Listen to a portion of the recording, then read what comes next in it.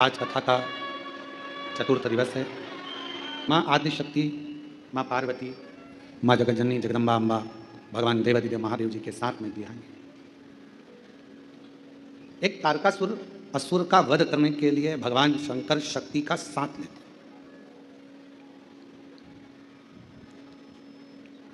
तारकासुर एक ऐसा असुर है जो भगवान शिव से स्नेह भी करता है और चाहता है कि मेरे भगवान भोलेनाथ जी का घर बस जाए, परिवार उनका हो और उनका पूरा परिवार, पूरा कुटुंब आनंद से निवास करे। जो जगत में दूसरे के लिए अच्छा सोचता है, एक ना एक दिन परमात्मा उसके लिए अच्छा करता है। हमने एक बात पहले भी कथा में कही थी, जब भिलाई छत्तीसगढ़ में शिव महापुराण की कथा दया सिंह जी कराए तो हमने उस समय पर कहा था, अपने घर में बैठकर रोज प्रतिदिन अपने दुखड़े को मत रो किसी के सामने। कोई दूसरा व्यक्ति तुम्हारे दुखड़े सुधार सकता है क्या? तो फिर हम दूसरों को अपना दुखड़ा क्यों रोए? मेरी बहू ऐसी, मेरा बेटा ऐसा, मेरी सास ऐसी, मेरा ससुरा ऐसा, मेरी ननंद, मेरी भाभी, मेरी देवरानी, मेरी जेठानी, या कोई दुखड़ा तुम्हारा है, तुम दिन भर यदि अपने घर में रहकर अपने दुखड़ों को रोते रहोगे तो तुम्हारा दुख समाप्त होने वाला नहीं है। क्यों? भगवान प्रतिदिन अपने घर के बाहर सुख को, लक्ष्मी को, संपदा को, वैभव को, नंदी को रोज भेजते हैं और हमारे घर में हम अगर पुराने दुखड़ों को रोज रोएंगे तो हमारा सुख हमारे घर में कभी प्रवेश नहीं करता और दुख जिंदगी भर बना ही रहता है। अपने दुखड़ों को रोना बंद करो, परमात्मा का भजन करो, अच्छा सोचो, अच्छा विचार करो। मुझे मालूम है मेरा शंकर भगवान अच्छा कर देगा, मेरा शिव जी मेरी झोली भर देगा, मेरा भोले बाबा मेरी पर करुणा करेगा, मेरा शंकर भगवान मुझ पर दया करेगा। अच्छा सोचिए, दुख तो आ गया, तकलीफ मिटे। षडानंद कार्तिकेय बाबा के प्रागट्य का कारण केवल इतना था, थोड़ा प्रेशर बढ़ा भाई, बाकी का तो ठीक है।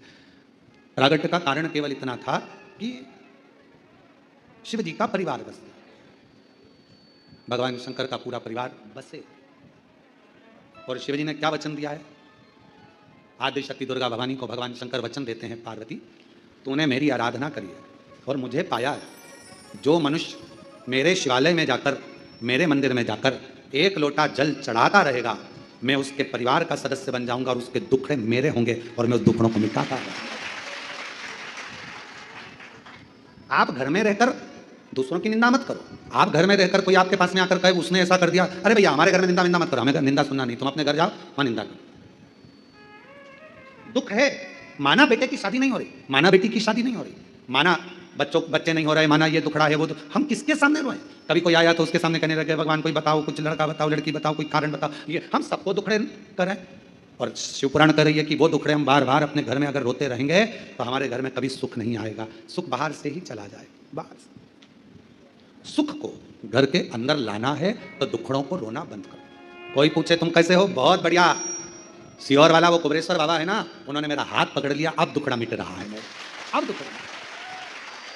क्यों? पहले तुम्हारे पांव दुखते, अब तो बाबा की कृपा से मैं बहुत ठीक हो गई हूँ, थोड़ा थोड़ा चल भी रही हूँ। मतलब तुमने दुखड़ा रोना बंद कर दिया तो सुख भगवान करने लगा। अब ये मेरा गुणगान कर रही है, मुझे जाना पड़ेगा। अब ये सबसे कह रही है कि मेरा पांव ठीक कर दिया तो अब मुझे ठीक करना पड़ेगा, नहीं तो लोग हंसेंगे, इस पर नहीं मुझ पर ताना कसेंगे, इसलिए दुखड़ा मुझे ठीक करना ही पड़ेगा। अच्छा सुख, अच्छा हम दुखड़ों से रोना बंद करेगा, करेगा महाराज। और जिस दिन अच्छी सोच, अच्छा विचार, अच्छी बुद्धि, अच्छा चित्त, अच्छा मन तुम्हारा भीतर से होने लगेगा तो शिव भी तुम्हारे लिए अच्छा करना प्रारंभ करेगा। अच्छा, मानव का शरीर कब काम का है? जब वो शिव जी की साधना करे। एक बेलपत्र के वृक्ष में 68 करोड़ तीर्थ होते हैं। कितने तीर्थ हैं? 68 करोड़। एक बेलपत्र के वृक्ष के अंदर 68 करोड़ तीर्थ होते हैं। और जब हम एक बेलपत्र तोड़कर शिव जी के मंदिर में लेकर जाते हैं, शंकर भगवान को जब हम बेलपत्र समर्पित करते हैं और जब बेलपत्र समर्पित करने के बाद एक बेलपत्र हम अपने लिए औषधि के रूप में लेकर आते हैं तो लोग पूछते हैं कि शिव जी पे चढ़ा बेलपत्र क्यों खाना चाहिए? एक वृक्ष बेलपत्र का जिसमें 68 करोड़ तीर्थ है।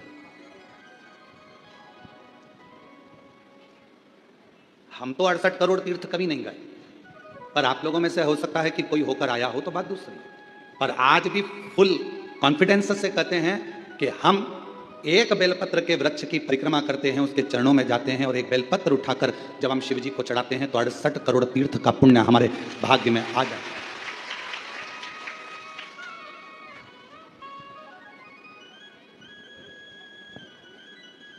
और इतने पवित्र तीर्थ, हजारों हजारों नदियां, हजारों हजारों कुंड, हजारों हजारों बावड़ियां, सरोवर, तालाब भारत की भूमि पर विराजमान है।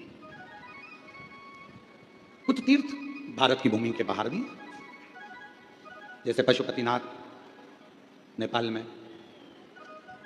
मां हिंगलाज माता पाकिस्तान में, ऐसे कई तीर्थ बाहर भी हैं। अब 68 करोड़ तीर्थ हम कभी नहीं गए, पर हमने हमारी जिंदगी में एक नियम हमेशा बनाकर रखा कि कार्तिक के महीने में बेलपत्र के वृक्ष की परिक्रमा और बेलपत्र के वृक्ष के नीचे एक घी का दीप जलाने का नियम बनाया। तो ये हमें विश्वास है कि हमारे 68 करोड़ तीर्थ पूरे हो। 68 करोड़। अब लोग कहते हैं गुरुजी एक